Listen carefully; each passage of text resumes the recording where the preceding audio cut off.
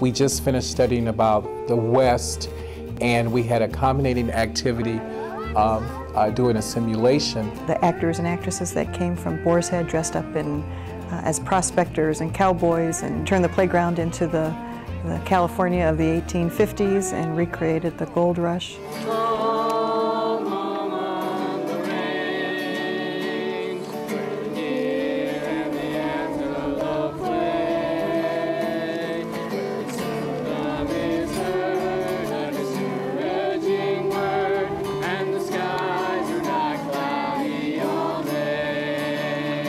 Good afternoon, Parsons. Oh, but I'm not Miss Parsons. I'm Annie McPherson. And I am going to be taking you, and you're going to have some friends guide you out to the Old West where you're going to pan for gold and try to hit it rich. Somebody help me. Somebody help me. This is gold. A real live guy. We have been working with the students on westward expansion. David Rudd was our teaching artist that was working with the students for this.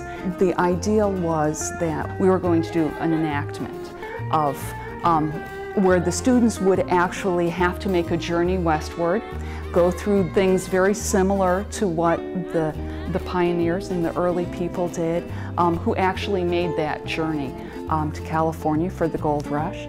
So with that in mind, he started prepping the students. I want to teach you guys a little cheer, okay? Now sometimes while we're out on the trail, it's going to get a little tiresome, it's going to get a little bit lonely, but we're going to remember we're doing okay and we're going to make it, all right? And this is what the cheer is going to be. I'll teach it to you. You guys got to stand up though. You ready? This is how it goes. Okay? Ooh, I feel so good, just like I knew. The first thing to introduce them to was the ideal of role playing. And so one day he came in and was Johnny Appleseed.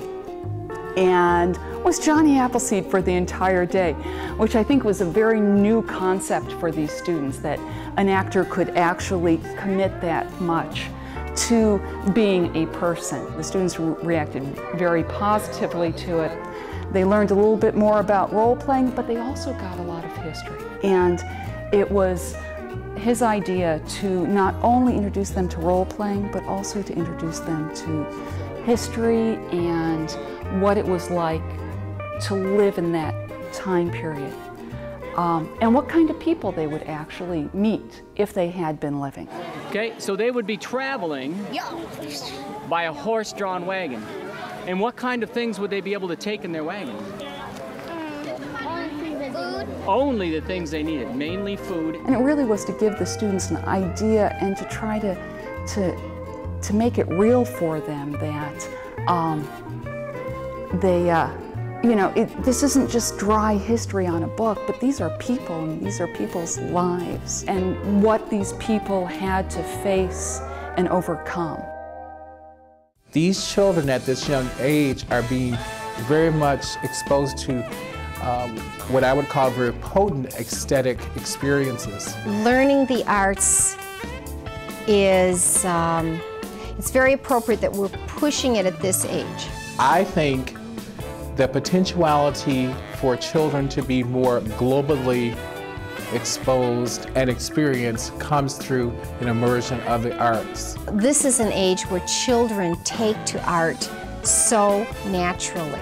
They're exposed to different things at a younger age, more art, more music. It cultures them a little bit more at an earlier age. And I think that they're open to more fields. They can see different things. Arts of different cultures, music of different cultures, dramas of different cultures, writings, literature. Art to the children is just like breathing and sleeping. They can see they could be an artist, they could be a musician, and it's something that they can work on starting younger. It's also a perfect way to tie in, to teach through, to teach them about the academics, because they hardly even know that they're studying or learning something. If you have a child that has an interest in one area and maybe they're not so academically successful, but they might really enjoy performing or really enjoy dance or really enjoy drama, they have a place to be able to be successful doing that. I think one of the most important things from my standpoint is when I see a student decide that being part of this school is really important. I've seen a huge growth in my students from the beginning of 3rd grade this year to the end, where they just seem to have grown by leaps and bounds as far as their attitudes about school. They love to come to school. They love to be able to come to music class and art class and dance class. I'm delighted that something, it's almost like a dream, that this is happening in this kind of a school. It's very, very exciting, and the kids really are blossoming under it as far as I'm concerned. It's very good.